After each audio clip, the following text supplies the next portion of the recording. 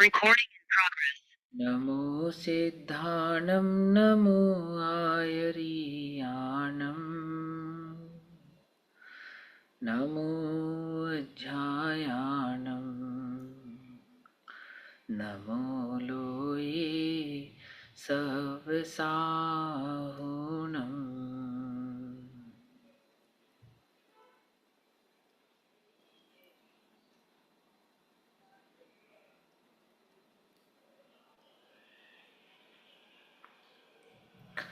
मोक्षमार्गस्य नेतारम् भेत्तारं कर्मभूव्रताम् ज्ञातारां विश्वतत्त्वानां वन्दे तद्गुणलब्धये।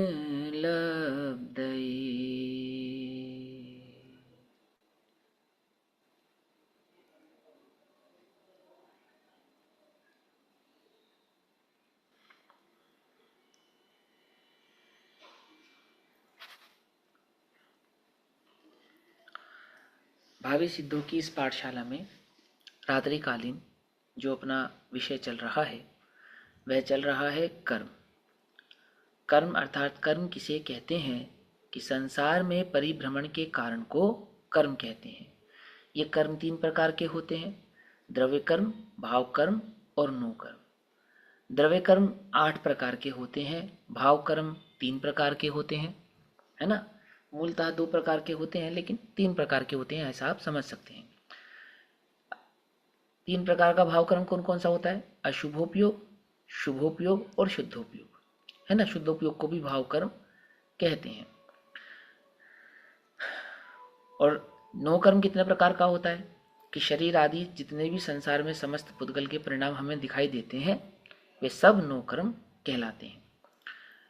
जो 8 प्रकार का द्रव्य कर्म होता है वह द्रव्य कर्म से इस जीव की संसार में जो अवस्था होती है, सुख रूप, दुख रूप, 4 गति रूप, वह सब हम इन 8 कर्मों के माध्यम से समझते हैं। जीव की मिथ्यात्व की अवस्था, जीव की 4 गतियों की अवस्था, जीव की 1 इंद्रिय, 2 इंद्रिय, 3 इंद्रिय आदि पर्यायों की अवस्था, वो सभी हम इन 8 कर्मों के माध्यम से समझते हैं। ये 8 कर्मों में अभी तक हमने ज्ञानावर्णीय, दृष्णावर्णीय और मोहिनीय कर्म के संदर्भ में समझा है। अभी वर्तमान में जो हमारी चर्चा चल रही है वह चल रही है वेदनीय कर्म के संदर्भ में। वह वेदनीय कर्म 2 प्रकार का होता है: असाता रूप यानी दुख रूप, साता रूप यानी कि सुख रूप। जो साता रूप वेदनीय कर्म है अर्थात सुख रूप जो वेदनीय कर्म है उसके बंध का क्या कारण है, उन कारणों की हम यहाँ पर चर्चा कर रहे हैं। वास्तव में देखा जाए तो सच्ची साता तो स्वभाव के आश्रय से प्रकट होती है, कोई कर्म करने से नहीं अपितु कर्म रहित होने से प्रकट होती है। कर्मों के बांधने से नहीं अपितु कर्मों की निर्जरा करने से प्रकट होती है। कर्मों का अभाव करने से प्रकट होती है, स्वभाव का आश्रय लेने से प्रकट होती है। सच्ची साता किसके है कि सच्ची साता तो आत्म अनुभव करने वाले ज्ञानियों को ही है। अज्ञानी को कोई साता नहीं है, कोई सुख नहीं है। ऐसा होने पर भी जीव को उसकी भूमिका के अनुसार, उसकी योग्यता के अनुसार कर्म आदि का जब स्वभाव समझाया जाता है तो वहाँ आमुख कर्म यानी किसी कर्म को बंध के कारण को, किसी कर्म के बंध के कारण को सुख का कारण भी कहा जाता है। क्यों कहा जाता है कि लोक में जो संयोग सुख के कारण कहे गए हैं, अर्थात जो एटमॉस्फेयर या जो चीज़ें आपको प्राप्त होती हैं, मिलती हैं, जिस तरह के सर्कमटेंसेस, सिचुएशंस आपके साथ क्रिएट होती हैं, उन सर्कमटेंसेस, उन सिचुएशन के अकॉर्डिंग हम लोक में किसी जीव को सुखी और किसी जीव को दुखी कहते हैं। जैसे एकदम शरीर स्वस्थ हो, 5 इंद्रियां एकदम स्वस्थ हो, भोग उपभोग की सारी सामग्रियां उपलब्ध हो, तो ऐसे जीव को हम सुखी कहते हैं। और जिसकी इंद्रियों में कोई प्रकार का विकार हो, है ना, भोग उपभोग की सामग्रियों में कमी हो, संसार के संयोग आदि दुख रूप हो, तो ऐसे जीव को हम दुखी कहते हैं। तो यहाँ कर्म फिलॉसफी के आधार से हम ये सब समझ रहे हैं, सीख रहे हैं कि हमने ऐसा कौन सा कर्म किया या हम ऐसा कौन सा कर्म करें जिससे हमें साता वेदने का आश्रय हो सकता है। अर्थात हमारी फ्यूचर में जो सिचुएशंस हैं वो साता रूप हो सकती हैं। तो साता रूप होने का जगत में, सुखी होने का जगत में यदि कर्म के आधार से कोई उपाय है तो सबसे पहले उपाय का नाम क्या था जिसकी हमने चर्चा की थी? साता की, सुखरूप होने की। जीव अनुकंपा, जिसको हम भूत अनुकंपा भी कहते हैं। माने जीवों पर जो करुणा का परिणाम है, जीवों के प्रति जो हम करुणा रखते हैं, उस करुणा के कारण हमें आपो आप ही साता वेदनी कर्म का या पुण्य कर्म का आश्रय होता है। हमें ये ज्ञात होना कि हवा, पानी, बिजली, धरती, पेड़ पौधे ये सब जीव हैं और इनके प्रति जो हमारा अनुकंपा यानी कि दया का परिणाम है ना, उनकी हिंसा नहीं करने का परिणाम है, अपितु उनकी रक्षा करने का जो परिणाम है, या यूं कहो कि हमारे द्वारा किए जाने वाले कार्यों में उनकी कम से कम हिंसा हो, इस प्रकार का जो परिणाम है वह क्या कहलाता है? वह भूत अनुकंपा कहलाता है, जीव अनुकंपा कहलाता है। भूत कहना, जीव कहना, ये एक अर्थवाची है। दूसरा है भूत अनुकंपा के बाद वृत्ति अनुकंपा। अनुकंपा अर्थात दया की नहीं, अनुकंपा अर्थात भक्ति, अनुकंपा अर्थात वात्सल्य, अनुकंपा अर्थात सम्मान, यथा योग्य सम्मान। तो हमारा जो वृत्तियों के प्रति, वृत्ति माने कि जो 5 इंद्रिय विषय कषायों का त्याग करके जिन्होंने दिगंबर आदि लिंग को धारण किया, अर्थात मुनिराज हैं, ऐल्लक हैं, क्षुल्लक हैं, अथवा किसी प्रकार से किसी भी प्रकार के व्रत नियम संयम आदि को उन्होंने धारण किया है।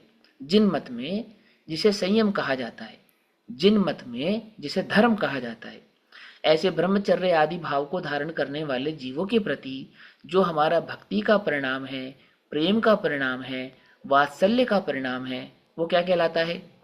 वो वृत्ति अनुकंपा कहलाता है। आपने मेरी भावना सुनी होगी, सभी बच्चों ने सुनी होगी मेरी भावना, है ना। मेरी भावना में एक लाइन आती है, गुणी जनों को देख हृदय में मेरे प्रेम उमड़ावे, बने जहां तक उनकी सेवा करके यह मन सुख पावे, है ना। आती ना लाइन, याद होगी आपको, नहीं याद हो तो याद कर लेना। क्या कहा? गुणी जनों को देख हृदय में। गुण किसको कहते हैं?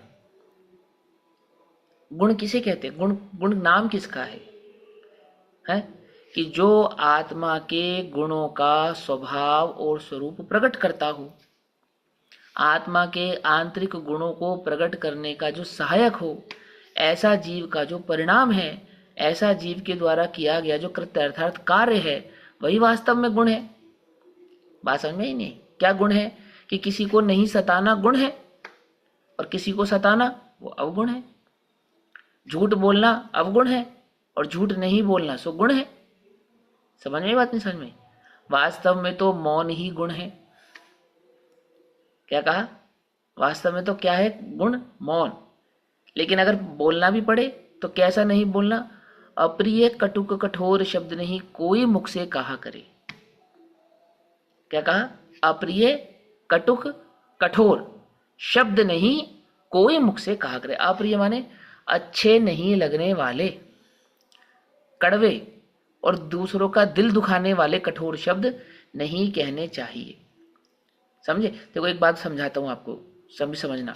अभी अभी सभी बच्चे आए या नहीं आए मुझे मालूम ही नहीं चल रहा। चलो ठीक है, कोई बात नहीं। असत्य, असत्य, झूठ, झूठ किसे कहते हैं? ये सिंपल सा क्वेश्चन है एकदम।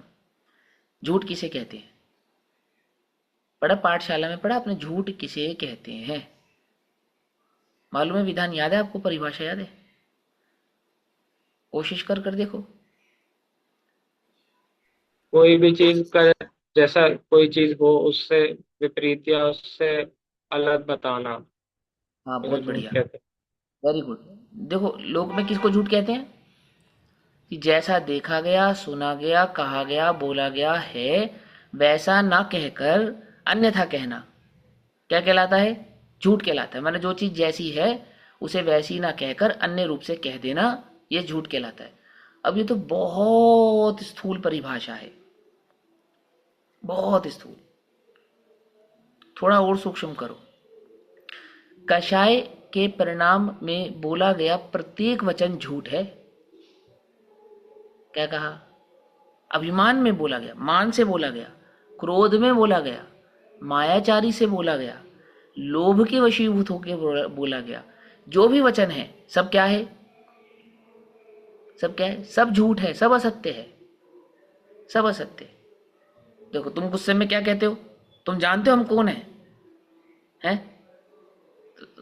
तो तुम क्या कहना चाहते हो? कौन हो तुम? क्या कहना चाहते हो? कि हम बहुत शक्तिशाली हैं, बहुत बलवान हैं, हम चुटकियों में तुम्हें निपटा सकते हैं, है ना? ये तो कहना चाहते हो। सच है या झूठ है? कौन किसको निपटावे, कौन किसका बुरा करे? सच्ची बात तो यह है कि परमाणु मात्र भी परमाणु का बिगाड़ सुधार कर सकता नहीं है। और प्रत्येक परमाणु कैसा है? अनंत शक्तिवान है, प्रत्येक द्रव्य अनंत शक्तिवान है।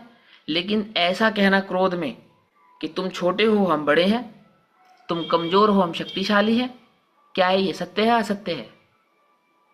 ये भी असत्य है। बात समझ में आ रही है? मुझे तो कुछ बात समझानी है तुमको, मूल बात समझानी है। क्या समझाना है तुमको?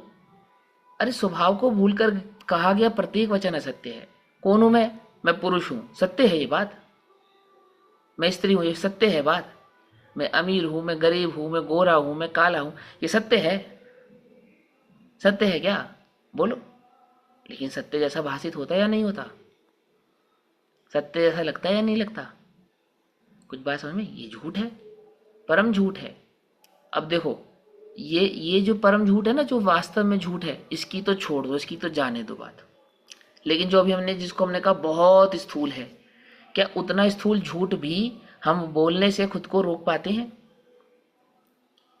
क्या हम वास्तव में जैसा बोलते हैं वह सत्य ही बोलते हैं? क्या कहा? जिस जिस असत्य को हम बहुत स्थूल कह रहे हैं, मोटा मोटा कह रहे हैं, क्या उतना उतना असत्य भी कहने में, उतना सत्य कहने में भी क्या हम समर्थ हैं? विचार तो कर कर देखो, विचार तो कर कर देखो, सोच कर तो देखो।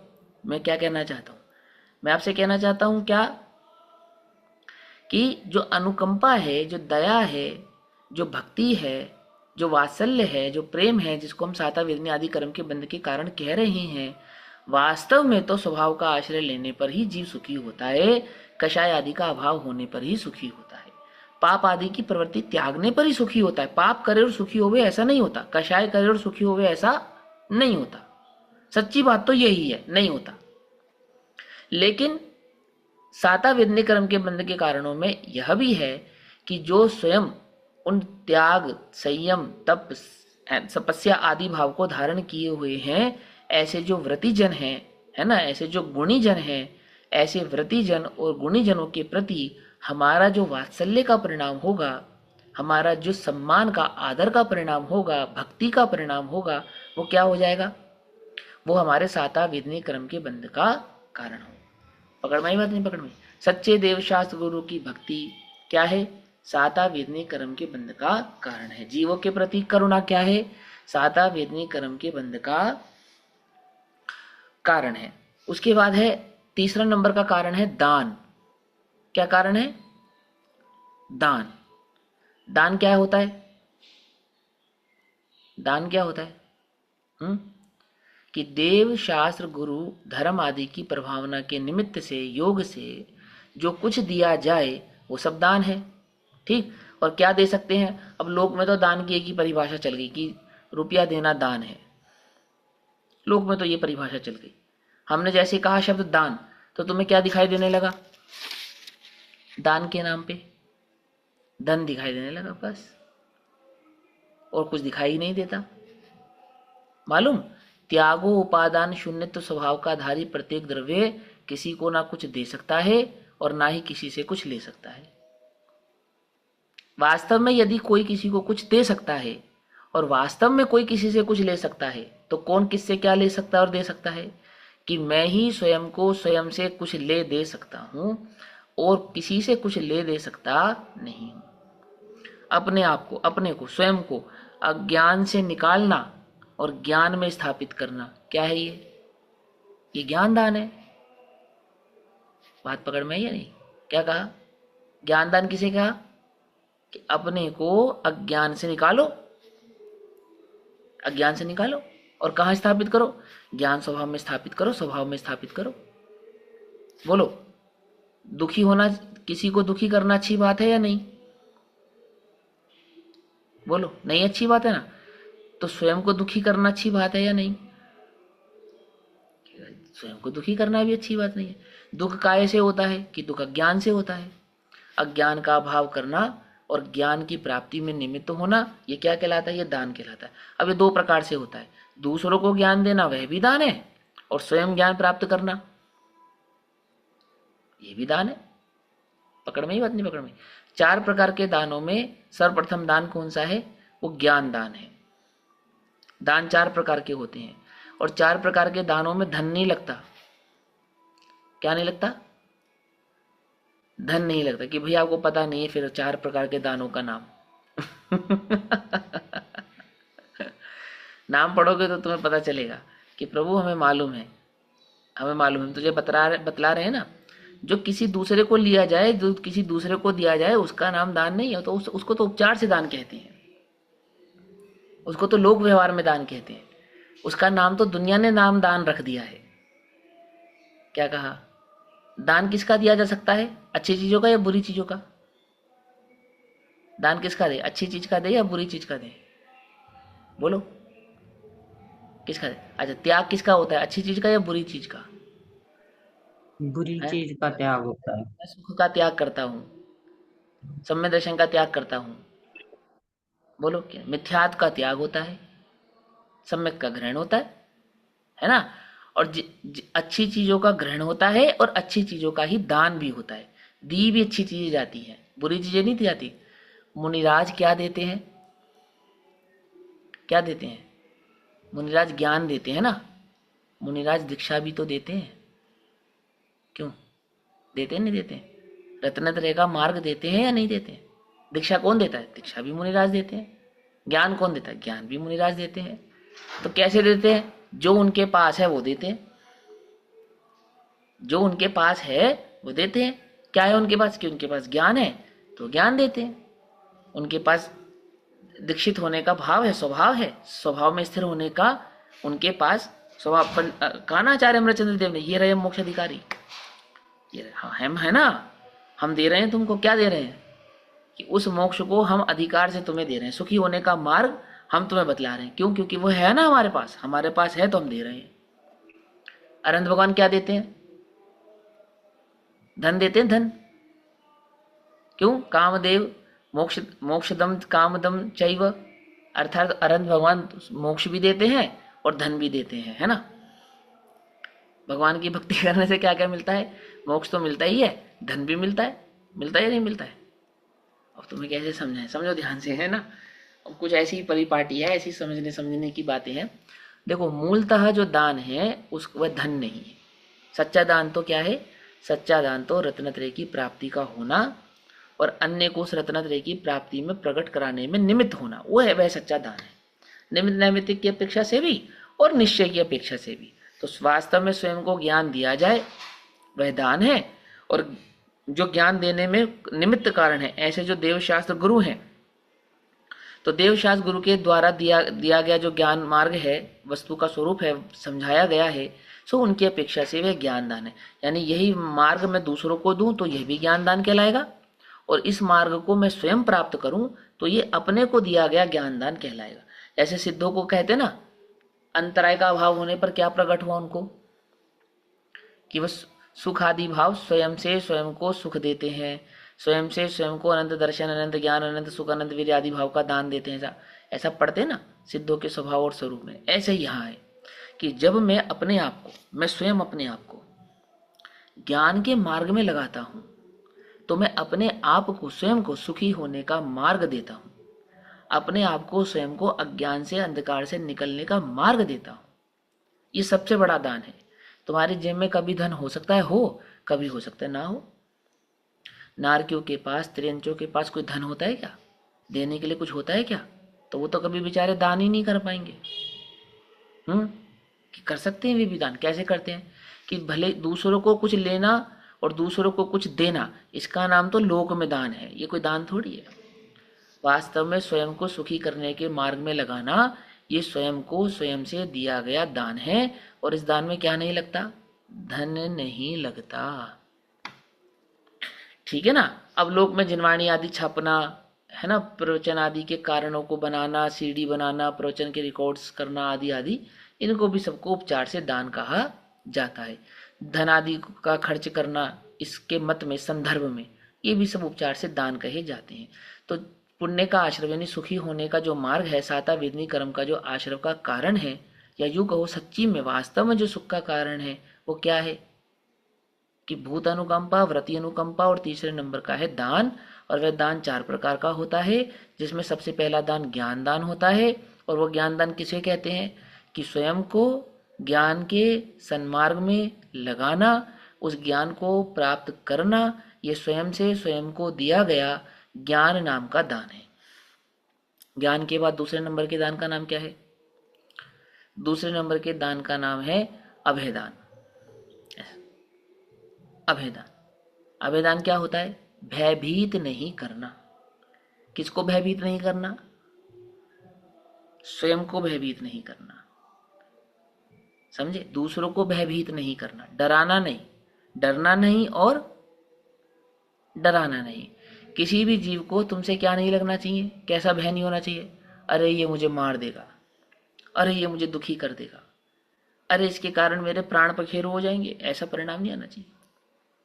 समझ में ही बात नहीं? हम जब नीचे देखकर चलते हैं ना, तो जीवों की रक्षा के साथ साथ उन्हें अभयदान भी देते हैं। अभयदान, कैसा अभयदान? कि किसी को हमसे डरने की आवश्यकता नहीं है। लेकिन हमें तो मजा किस में आता है कि सब हमसे डरें, हमें तो मजा उसमें आता है ना। तो दूसरों को डराने का जो परिणाम है वो क्या है? वो असाता के बंध का कारण है। लेकिन सबको अभय दान देना, अर्थात किसी को हमसे डरने की आवश्यकता नहीं है, हम किसी का बुरा नहीं करेंगे, किसी को दुखी नहीं करेंगे, किसी के दुख के कारण में निमित्त नहीं बनेंगे, ऐसा जो अंतरंग का परिणाम है, क्या है वो अभयदान है। और स्वयं को अभयदान कैसे दिया जाता है कि 7 प्रकार के भयों से मुक्त होकर ही स्वयं को अभयदान दिया जा सकता है। समझ में बात नहीं समझी? 7 प्रकार के भयों से मुक्त होकर स्वयं को अभयदान देते हैं हम। कैसे? ये चिंता नहीं करना अब क्या होगा, कैसे होगा, कहीं ऐसा हो गया तो। इस लोक का भय, परलोक का भय, है ना, अकस्मात भय, एकदम अचानक से मेरे साथ कुछ, हे भगवान मुझे डर लग रहा है मेरे साथ कोई कुछ गलत ना कर दे, ऐसे परिणामों में नहीं रहना। अपितु कैसा रहना? निरंतर अप्रभावी स्वभाव को जानकर मस्त रहना, आनंदित रहना। मुनिराज जंगल में डरते थोड़ी हैं, अकेले हैं? ऐसे मुनिवर देखे वन में, जाके राग द्वेष नहीं तन में। कोई राग द्वेष नहीं, कोई भय नहीं, ना किसी को डराने का परिणाम, ना किसी से डरने का परिणाम, ना किसी से मोह का परिणाम, ना कोई हमसे मोह करे ऐसा परिणाम, ना राग ना द्वेष, मस्त। तो जो अपने अपने आत्मा को जानकर, ज्ञान मार्ग को जानकर, धर्म के सन्मार्ग को जानकर भयभीत नहीं होते और भयभीत नहीं करते, कौन है वो वास्तव में सच्चे अभयदानी है। डरना भी नहीं और डराना भी नहीं।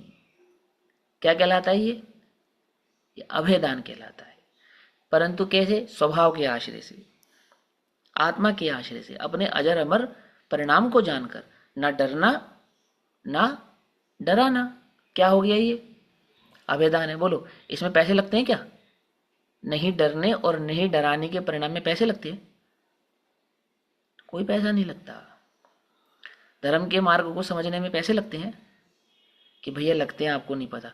आप कक्षा ले रहे हो ना कि हाँ ये कक्षा मोबाइल पे ले रहे हो, फ्री में नहीं आया, और फिर इसमें इंटरनेट का रिचार्ज भी तो कराना पड़ा है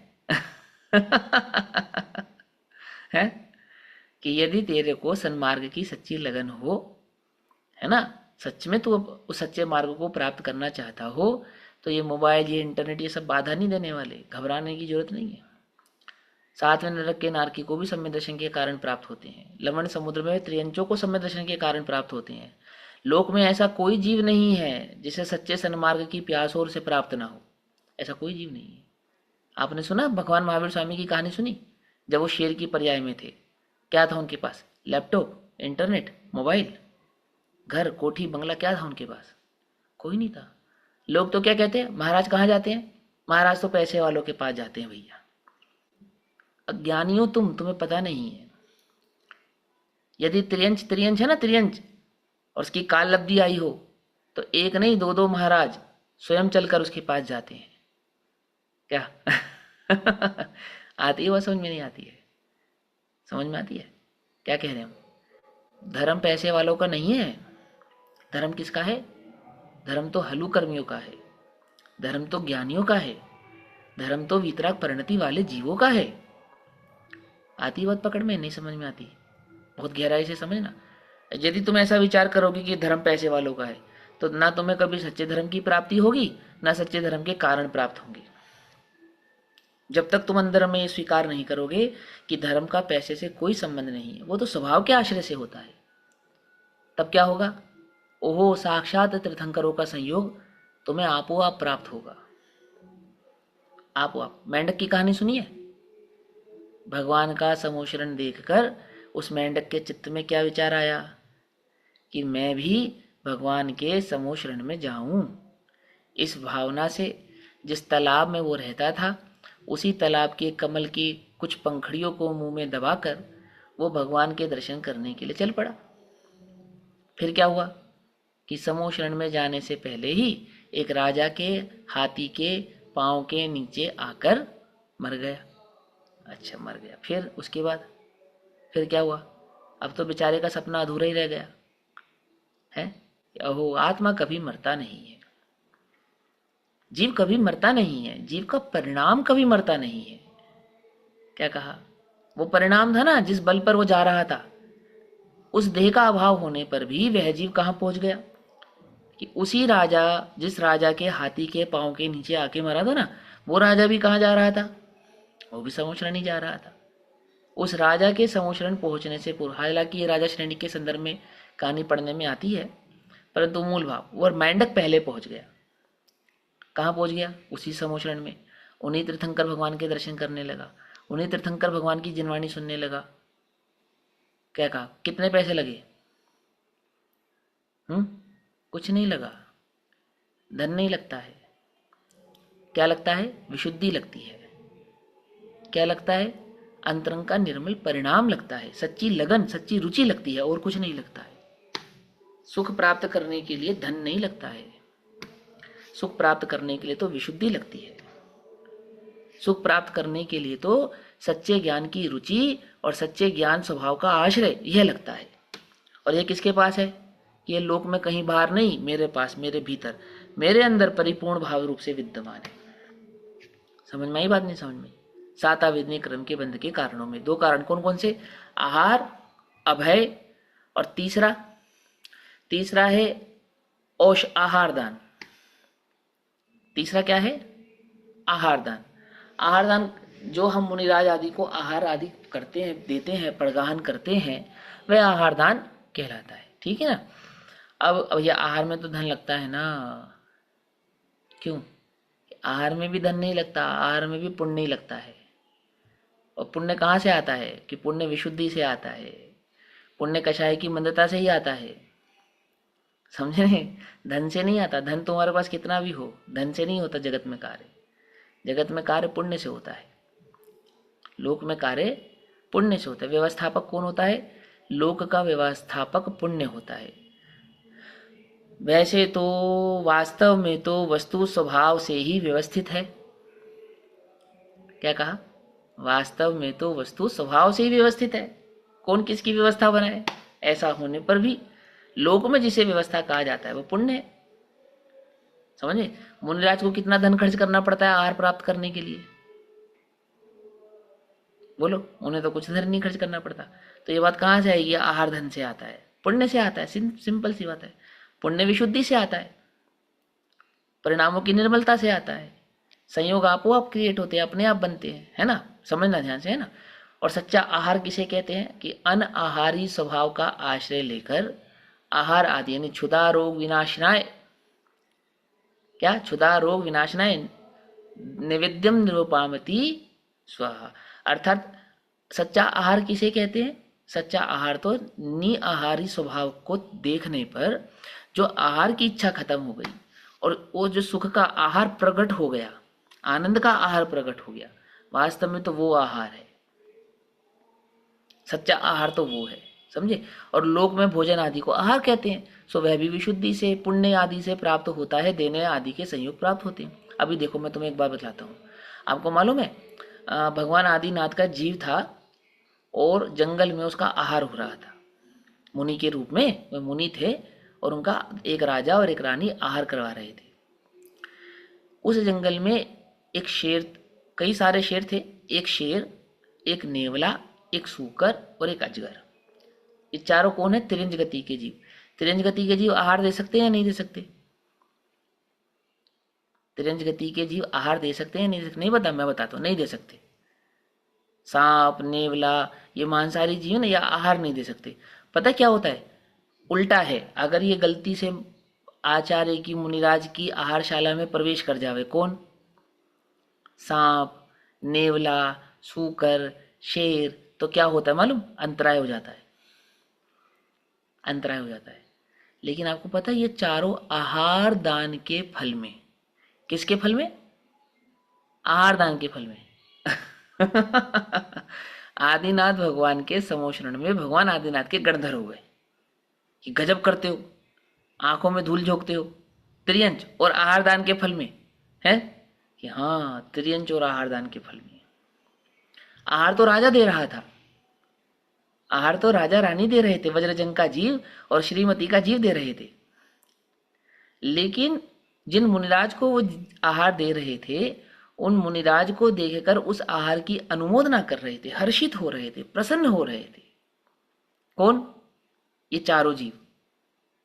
तो इनको किसका पुण्य लग रहा था? इन्हें भी आहार का ही पुण्य लग रहा था, आहार दान देने का ही पुण्य लग रहा था। पकड़ में आई बात? नहीं पकड़ में? क्या कहना चाहते हैं हम आपसे? आप जो मुनिराजों को देखकर हर्षित होते हैं, उनकी क्रियाओं को देखकर हर्षित होते हैं, प्रसन्न होते हैं, क्या होता है? यह भी दान है। आहार कर रहे हो, आहार देखकर प्रसन्न होना। समझ में आई बात? अंतरंग से।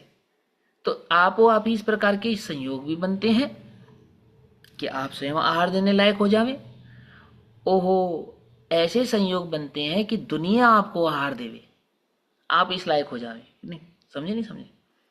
और तीसरी बात कि वास्तव में तो अनाहारी स्वभाव की प्राप्ति होने पर आहार आदि की आवश्यकता ही नहीं रहती, ऐसे चैतन्य तत्व की प्राप्ति होती है। ये आहार दान का फल है। और अंतिम है औषध दान। सच्ची औषधि तो जगत में सम्यक दर्शन का नाम है, रत्नात्रय का नाम है। इसके सिवा तो जगत में दूसरी कोई औषधि है नहीं। लोक में दूसरी औषधि का नाम पता है क्या है? सम्यक दर्शन के बाद अगर दूसरी किसी वस्तु का नाम औषधि है तो क्या है वो मालूम? कौन है? बताओ बताओ, नाम लेकर बताओ। बोलो आंटी माला आंटी, क्या नाम है औषधि का? नाम बताओ। सम्यक दर्शन के बाद अगर कोई औषधि है तो स्वाध्याय। स्वाध्याय। चलो ठीक है, हाँ ठीक है। संयम। तो सम्यक दर्शन सम्यक ज्ञान हो ही गया ना। हाँ संयम, ठीक है। देखो मैं समझाता हूँ, बहुत सिंपल सा है, बहुत सिंपल। लोक की सर्वप्रथम औषधि तो सम्यक दर्शन है। और कदाचित लोक में तीनों लोगों की सर्वोत्तम औषधि तो कौन है? सम्यक दर्शन। और लोक में यदि जगत में किसी का औषधि हम कह भी सकते हैं तो उस दूसरी औषधि का नाम साता है, पुण्य है, बस। समझे? पुण्य दूसरी औषधि है लोक की। और वो कैसे प्राप्त होती है? समझे? तीसरी किसी वस्तु का नाम औषधि नहीं है, समझ लो ध्यान से। लोक में जिसको हम दवाई कहते हैं ना, टैबलेट्स, और क्या नाम है, आयुर्वेद और नेचुरोपैथी और होम्योपैथी और एलोपैथी आदि, ये सब औषधि नहीं है, ये तो सब झूठी बात है। अगर लोक में दूसरी कोई औषधि है भी तो उसका नाम पुण्य है। पुण्य ना हो तो जगत की कोई औषधि कार्य नहीं कर सकती, और पुण्य हो तो जगत की किसी औषधि की आवश्यकता नहीं है। क्या कहा? औषधि मिल जाए और पुण्य ना हो, फिर नहीं बनेगा काम। और पुण्य हो और औषधि ना मिले तो बन जाएगा काम। मालूम है नहीं मालूम? और ये पुण्य यानी कि साता, ये कैसे आता है? हैं? कि देवशास गुरु की भक्ति करने से आता है, जीवों की अनुकंपा से आता है, दयादान आदि के परिणामों से आता है। समझे नहीं समझ में आई बात? सच्ची औषधि ये है। अब ये बात समझ में नहीं आती, पचती नहीं है, ये तो ऐसा लगता है क्या तुम बेवकूफ़ बनाते हो भैया, पुण्य भी कोई औषधि है? अरे औषधि तो भैया आईसीयू में मिलती है, आईसीयू में बढ़िया, चारों तरफ एसी चलता हो, किसी से मिलने की इजाज़त ना दी जाती हो, हैं, 2-4 पाइप शरीर में इधर उधर लगे हो, और महंगी महंगी बोतलें चढ़ती हो, उसका नाम है औषधि। तो सारा दिन में 2-4 टैबलेट खाने को मिलती है, उसका नाम है औषधि। तो क्यों, है ना? अरे प्रभु, उसका नाम औषधि नहीं है, उसका नाम नहीं है। समझे या नहीं समझ में? वो जो स्वाध्याय है, वो जो तत्व चिंतन है, वो तो सब सम्यक दर्शन के अंदर ही गर्भित हो गए, उसके बिना तो यह भी औषधि नहीं है। और लोक में अगर दूसरी कोई औषधि है तो कौन सी है? कि वो पुण्य का उदय है। आई समझ में बात? नहीं समझ में? ऐसा तो इस प्रकार से वह औषध आदि का दान, यानी कि क्या करना कि अपने को सहज ही नी कषाय आदि परिणामों में रखना, दूसरों के लिए गलत आदि चिंतन विचार नहीं करना, पाप प्रवृत्ति से स्वयं को बचाना, कषाय की प्रवृत्ति से स्वयं को बचाना, और जीव आदि की अनुकंपा, व्रति आदि की भक्ति आदि के परिणाम से होने वाला जो परिणाम है वो क्या है? वो सातावेदनी कर्म के बंध का कारण है। ठीक, सातावेदनी के और 2 कर्म रहते हैं, उनकी चर्चा हम समय अनुसार करेंगे। अभी समय हुआ, तब तक के लिए सभी को जय जिनेन्द्र। ओम नमः सिद्धेभ्यः। निज निधि निज में बताई यह अनंत उपकार है, उसके लिए जिनवाणी माँ को वंदना शत बार है। नमो अरिहंताण।